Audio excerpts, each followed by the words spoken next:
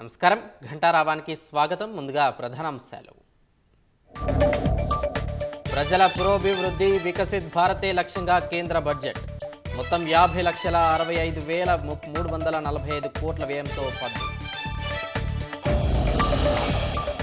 కేంద్ర బడ్జెట్లో వేతన జీవులకు భారీ ఊరట. 12 లక్షల వరకు పన్ను మినహాయింపు.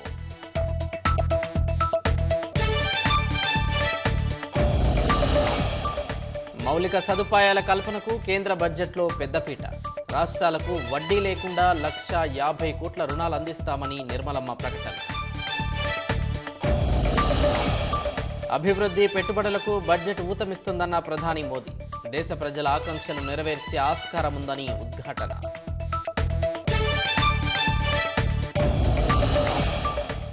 ఆరోగ్య రంగానికి 98,311 కోట్ల కేటాయింపు. క్యాన్సర్ సహా 36 ఔషధాలకు కస్టమ్స్ సుంకం మినహాయింపు.